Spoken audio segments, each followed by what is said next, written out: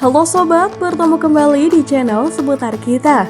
Bagaimana nih kabar kalian hari ini? Semoga selalu dalam keadaan sehat walafiat. Yang sobat, dalam video kali ini saya akan membahas cara mengkerdilkan daun bonsai kelapa. Jika kalian penasaran, maka tontonlah video ini sampai habis agar kalian mendapatkan informasi secara lengkap. Dan pastinya jangan lupa untuk menekan tombol subscribe serta nyalakan loncengnya agar kalian tidak pernah ketinggalan informasi menarik dari channel ini. Nah sobat, langsung saja inilah pembahasannya.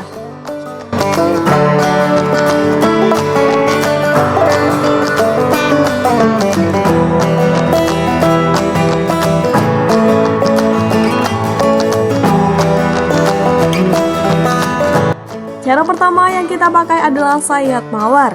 Sayat mawar bisa dilakukan ketika bonsai kelapa masih bertunas pendek, sekitar berukuran tinggi tunas masih 10 cm atau di bawahnya. Nah, caranya nih sobat, kita gunakan alat penyayat seperti cutter atau pisau yang tajam, kemudian pada pangkal tunas kita sayat dengan kecil-kecil. Cara ini sangat efektif dilakukan untuk menjadikan bonsai kelapa berdaun super kerdil. Nah, kemudian kita lakukan penyayatan di bagian atas tunas. Pada bagian ini kita lakukan dengan berhati-hati karena tunas atau bakalan daun yang rawan patah.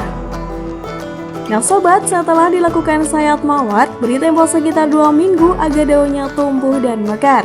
Setelah daunnya tumbuh dan mekar, kita lanjut untuk membersihkan bekas sayatan yang sudah mengering. Dan untuk selanjutnya nih, kita tetap melakukan penyayatan rutin pada bagian tapisnya. Hal ini berguna supaya daunnya tetap kecil dan tidak memanjang. Penyayatan tapis bisa dilakukan kalian 3 hari sekali atau 1 minggu 1 kali. Cara kedua yang bisa kita lakukan adalah saat memperoleh bahan bonsai kelapa yang sudah terlanjur membesar tunas daunnya. Kita bisa lakukan dengan cara pruning daun bonsai. Nah sobat, pruning daun ini sangat berfungsi sekali untuk mengecilkan daun entah bahan bonsai apapun. Dan lakukanlah secara hati-hati, jangan sampai cutter terlalu memotong ke dalam bagian pohon bonsai. Perlakuan pruning daun kita lakukan hingga menyisakan tunas daun yang masih muda terletak di tengah pohon. Hasil dari pruning daun bisa kita lihat setelah beberapa hari. Setelah itu, masih kita lakukan lagi tahap penyayatan tapis daun kelapa agar tunas daun berikutnya yang tumbuh bisa berukuran lebih kecil. Dan sobat, tahu nggak sih? Pruning daun ternyata juga berfungsi untuk mempercepat pecah daun kelapa. Kemudian, cara yang ketiga untuk memperkecil daun bonsai kelapa yaitu dengan tebas ekstrim. Cara ini juga terbukti ampuh loh dalam memperkecil daun kelapa ketika sudah terlanjur tumbuh tinggi. Kita lakukan terlebih dahulu pruning daun yang berumur tua sampai habis. Setelah daunnya habis dan tersisa batangnya, maka bisa kita lakukan tebas batang pohon bonsai kelapa. Nah sobat, penebasan batang ini tidak dilakukan dengan sembarangan ya. Kita sisakan sekitar panjang batang 3-5 cm dari pangkal atau bonggol pohon.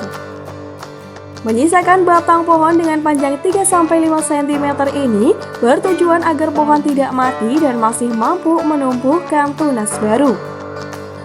Dan untuk cara penebasan ekstrim ini dilakukan dengan tebasan miring. Tujuannya agar getah pohon atau sisa-sisa air hasil tebasan dapat jatuh dan tidak mengendap di bekas tebasan. Nah, kalian juga perlu nih menjemur pohon bonsai yang ditebas selama 5 menit agar luka pohon cepat kering. Getah dan air yang mengendap dapat menyebabkan pembusukan batang pohon kelapa. Dan sesudah dilakukan tebas ekstrim, dalam 2 minggu bonsai kelapa akan tumbuh tunas baru. Ketika sudah tumbuh dengan kondisi subur, dapat kita lakukan dan terapkan cara yang pertama dan kedua di atas, yaitu dengan sayat mawar. Dan apabila setelah ditebas dan kita biarkan saja, maka bonsai kelapa dapat tumbuh normal lagi berdaun besar.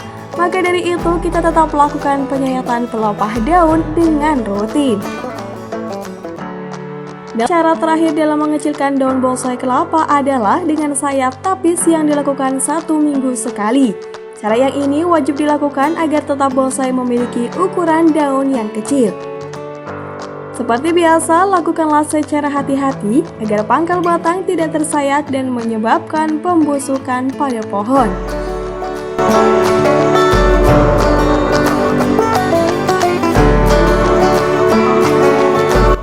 Nah sobat, demikianlah informasi yang dapat saya sampaikan. Mohon maaf ya apabila ada kekurangan dalam penyampaiannya.